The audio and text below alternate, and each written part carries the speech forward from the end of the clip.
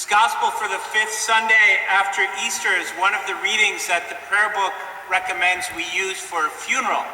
And it's actually the one I usually use. So I have said these words of Jesus countless times to people in a situation of grief and sorrow. Do not let your hearts be troubled. And it's nice to think that these words of Jesus, once we put them out there, will automatically go into troubled hearts and soothe and calm them. But I think we all know that that's not so. It's not an automatic thing. It's magical thinking to imagine that what I say, what we pray for is automatically going to make a difference. If that were true, then I'm sure the pandemic would have ended and I would be about 3 inches taller and certainly skinnier. But it doesn't work that way. We put words out there and they don't always automatically change things.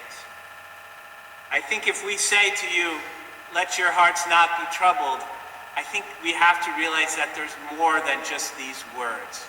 You know, several years ago, I had pancreatitis, and when I came back from the hospital, the doctor recommended that I go to see a nutritionist.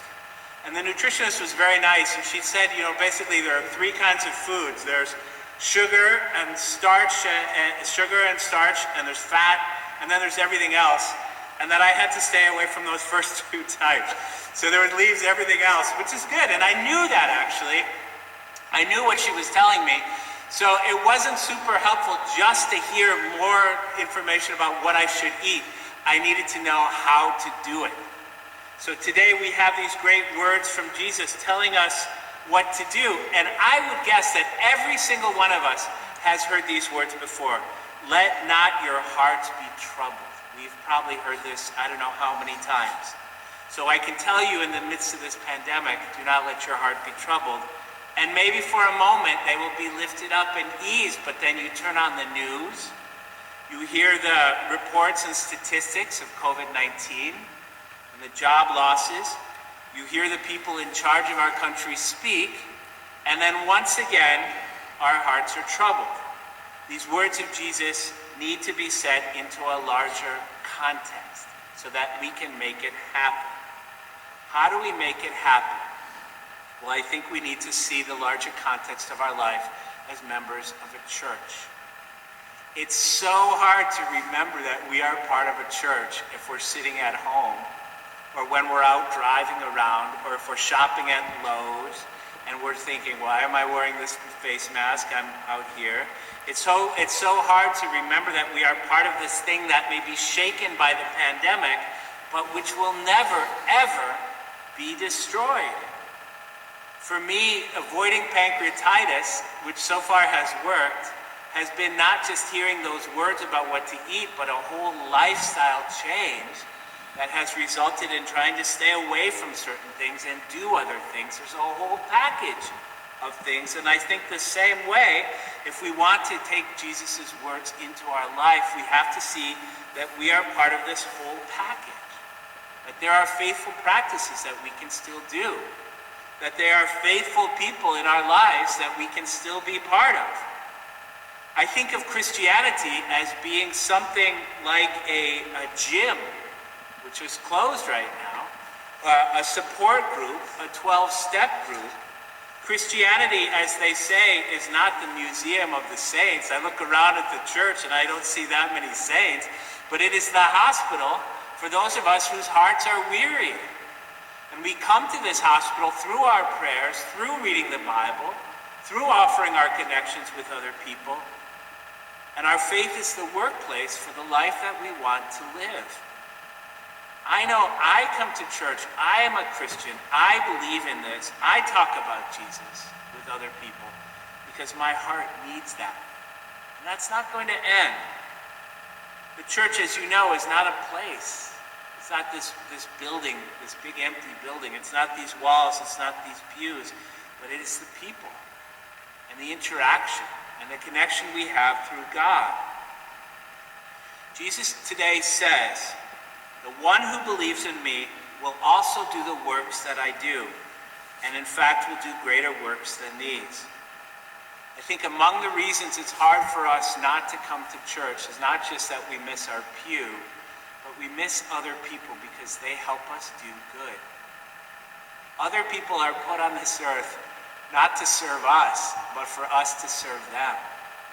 Other people exist in this world, and church is a unique place for us all to gather together, not to conduct business or law or be of the same blood, because we're not all a family, but it's this weird and interesting place where we get together with other people so that we can do good, so that we can greet them and hug them and touch their lives, so that we can write cards to each other when they're sick or call people when they're gone, so that we can go to their weddings and be godparents of their children.